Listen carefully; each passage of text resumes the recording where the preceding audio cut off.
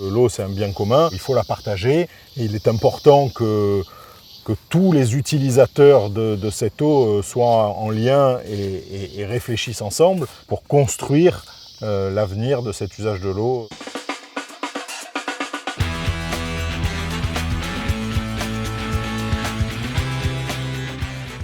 En agriculture, on se retrouve face à des problématiques de climat qui changent et les sols se retrouvent appauvris. Et donc Mycophyto est parti de là avec une volonté de faire évoluer et d'aller vers une transition des modèles agricoles. Ce sont des espèces de champignons qui viennent aider les plantes à se développer et qui apportent tout un tas de bénéfices. Et un effet énorme de ces champignons au niveau du stress hydrique.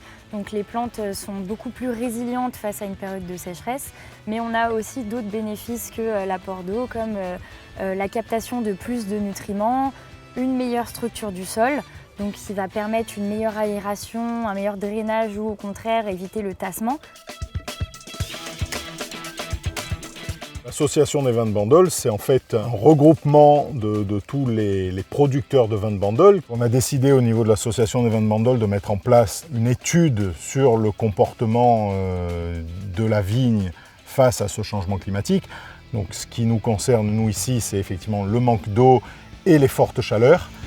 Et toutes ces informations qu'on communique aux vignerons vont leur permettre justement d'adapter aussi leur itinéraire culturel, leur réflexion dans comment restructurer son vignoble. Nous sommes aujourd'hui sur un golfe pionnier dans la responsabilité environnementale, le golfe de Sainte-Maxime, qui est parmi les premiers à avoir intégré ce qu'on appelle la RIUT, donc l'utilisation des eaux usées traitées en termes d'arrosage et d'entretien du parcours, et qui s'est engagé sur une démarche de labellisation de la biodiversité sur son parcours. On pense qu'effectivement les gens vont faire on a des efforts, mais là en vacances, les gens se lâchent effectivement. Ouais. Mais bon, c'est à nous effectivement de mettre en place ces structures qui permettent ces économies d'eau.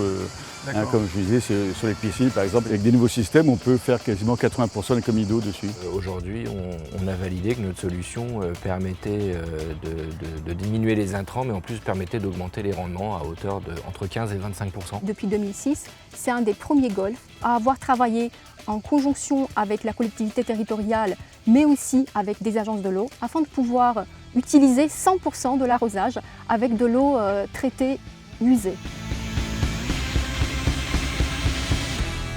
Ce qu'on mesure et ce qui est intéressant, c'est que la vigne s'adaptera toujours au changement climatique. La vraie réflexion, c'est est-ce que cette adaptation va convenir aux exploitations et à la viticulture de demain. Il faut amorcer en tout cas un virage sur des modèles d'entreprise probablement différents de ce qu'on a pu connaître ces dernières décennies.